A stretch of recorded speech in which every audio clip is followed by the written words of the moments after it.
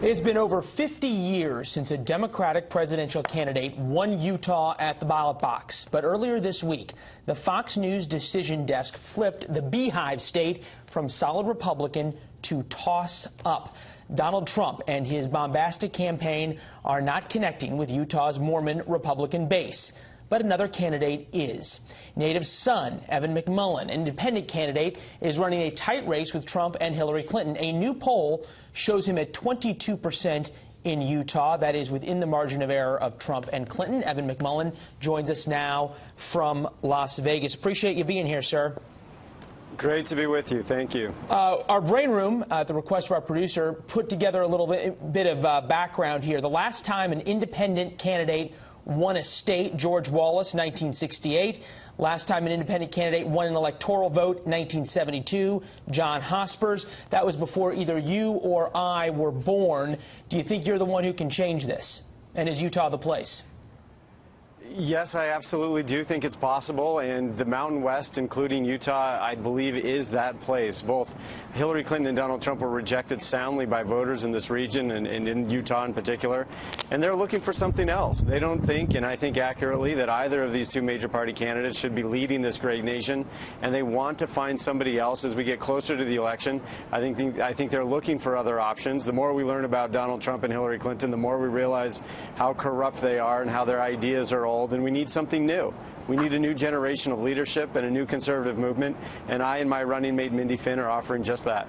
It sounds a little bit like the argument that you dare say came from John Kennedy back in 1959 and 60. Speaking specifically to the Mountain West and Utah, where you're from, huge Mormon population there. How much is the Mormon values, you think, playing in to this big break towards you and towards other independents on the ballot? I think there is a factor there that is just that, but I think it's it's larger than that. I think there's an independent streak in the Mountain West. I think that there's a goodness of the people there that just reject the brashness and the hostility and vileness of Donald Trump and his campaign, and people who reject the top-down, one-size-fits-all centralized government of Hillary Clinton. I mean, they're looking for something else. They're looking for independence. They're looking for liberty. They're looking for leaders who will unite us, not divide us. And neither of these two major party candidates are offering that. That's what I am offering, and that's why I think we're competing well there. This is an important question. Are you more never Trump or are you more never Hillary? Because the argument can be made that by pulling so many votes in the Mountain West, you could help the candidate that you dislike the most. Well, I'm opposed to both of them. I think they're both awful in their own ways, some similar ways, some different ways. We need better leaders. It's time for someone to stand up and say enough is enough.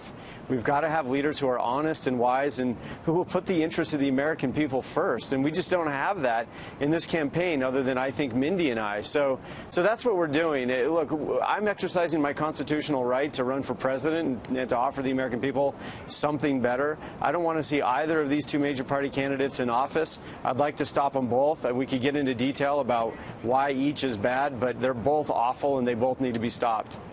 Evan, we're 3 weeks out from the election. You haven't been on a debate stage. Polling is certainly well in Utah and some Mountain West states, but not across the country. I think reasonable people could agree you're likely not going to be sworn in on January 20th here at the Capitol. What's a success, though, for you out of this campaign? Is these interviews a success? What's the end goal here that you'd say, hey, look, all the hard work I've put in, the sleepless nights, the travel, has made it all worth it? Well, first of all, we're the only conservatives in this race, and we're standing on principle like no one else is, sadly, from the Republican side or conservative side, or few are. That's what we're doing. We're standing for what's right and what's good and the fundamental ideals that this country was founded upon that are still important to our future. The idea that all men and women are created equal, that we all have a right to life, liberty, and the pursuit of happiness. These things are basic to our security and prosperity going forward. Someone needed to stand for them. On Election Day, we're we're working very hard, and we hope for the best. But whether we succeed or not at getting this election to the House of Representatives, we are building a new conservative movement that I think will be the future of the conservative movement in general, one that's open to people of all races and religions, one that treats both women and men equally as they are in fact. And that's what we're building here, and we're very excited about that. And we needed to stand up now to make that point, because if you stand up after the election and you didn't stand up during the election, what legitimacy really do you have? Well, hard to complain if you didn't show up. Evan McMullin, appreciate your time, sir. Thanks for being here and sharing your thoughts with us. Come back before the election, especially if you're out in Utah. I'd love to hear how it's going out there. Let's do it. All right. We'll see you then.